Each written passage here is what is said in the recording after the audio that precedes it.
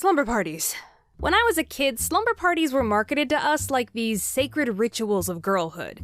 A strange and mysterious rite of passage that all girls do. If there was a cartoon on TV that featured girls, there would always be a slumber party episode. And as a kid, I was fascinated by the concept. This Hollywood portrayal of what girls do when they band together in the dead of night. And don't get me wrong, I saw the hyper-girliness of it all. Makeovers, boys, an excessive amount of giggling. But that was just the surface level. There was something else between the lines that felt mischievous. Wicked, even. But it wasn't really until adulthood that I finally figured out why. Tell me something. When you think of those time-honored traditional slumber party activities, which ones come to mind? Perhaps the game where you stand in front of a mirror and summon an evil spirit? Bloody Mary! Bloody Mary! Bloody Mary! Or is it the eloquent folding of paper to reveal the future? And the fortune teller says, yes, you will be an author. Maybe it's the homemade potions you put on your face to make yourself more beautiful. And then a spoonful of honey and a dash of ginger. Or perhaps it's performing levitation. Light as a feather, stiff as a board. Light as a feather, stiff as a board. Now, doesn't all of this sound like witchcraft? I am pretty much convinced there's a weird parallel between slumber parties and witch gatherings. To me, there's just a few too many occult themes hidden amongst the hair braiding and the pillow fights. Ghost, for example. They tend to come up as a common theme at slumber parties, sometimes as ghost stories or scary movies. Now, my regulars on this channel know that I have an affinity for the idea of spectrals and spirits, but my mega fans know that there's one spooky device that I will not touch, and that would be a Ouija board. You won't find me playing with one of these things, even as commonplace as they are at slumber parties. Is there someone here with us? Nothing more girly than opening up a door to the spirit world and provoking whatever's on the other side.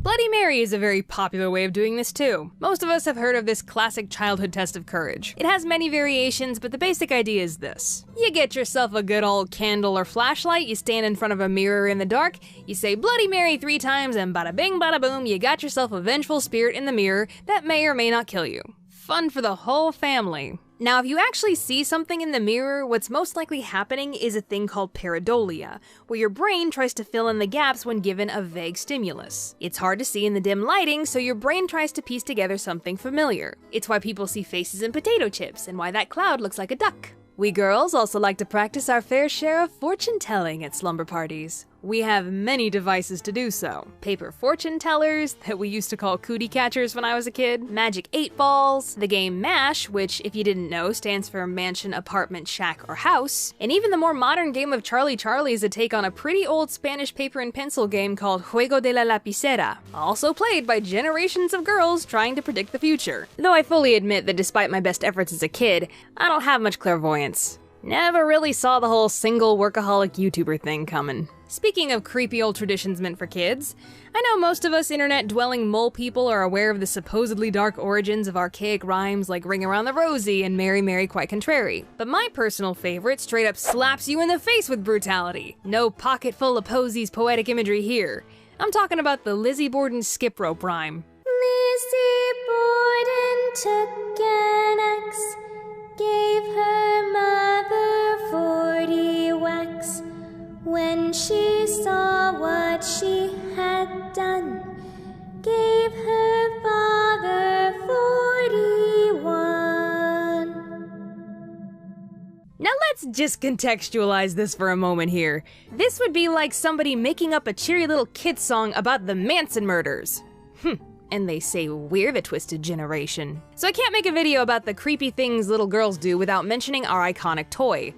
The doll. You know, the one toy that has documented cases of demonic possession. And who else has dolls? Witches. Witches have been using dolls called poppets for centuries. They're made of a lot of natural materials like carved root, potatoes, cloth, branches, and they're used to cast spells on people. Now, admittedly, little girls at slumber parties don't normally use their dolls for the dark arts. But these things do have a tendency to make us feel uneasy sometimes, especially when they're in groups. And I think a lot of that has to do with the uncanny valley, in which an observer is more repulsed by an inanimate object the closer it resembles a human being. Just bear in mind, that's what little girls have been raised on for centuries. The last occult slumber party game that I want to talk about is one that I never actually got to do. Light as a feather, stiff as a board. This is the game where you supposedly make a member of your witch party levitate off the ground. One girl lies on her back while everyone else gathers around and puts 1 or 2 fingers from each hand underneath her. Everyone chants light as a feather, stiff as a board several times and then counts to 3. And on 3, everyone is able to lift her up relatively effortlessly with just their fingers, as though she were practically weightless. But do be careful with this spell, young witches. In the event you should drop your levitating friend, your powers won't be advanced enough to heal a fractured spine. Now, what's actually happening in this circumstance is simple science. With everyone lifting on 3, the weight is evenly distributed, and fingers are a lot stronger than we give them credit for. Myth busted. I think I've made a pretty good case for the idea that we ladies have all secretly been raised as witches. But you know what? We live in modern times. Everyone can be witches and have whatever kind of slumber party they want. Play the spooky witch games or have a last gamer standing smash tournament, discuss anime, work on a fursuit. Who cares? No rules! Just what makes you and your friends happy as long as no one's getting hurt. For real, I don't want to get a letter from a lawyer because one of you dropped someone playing light as a feather, got it? Lawyers use some real dark magic. Anyways, my geeks and creeps, thank you so much for tuning in, but now I gotta tune out. Bye!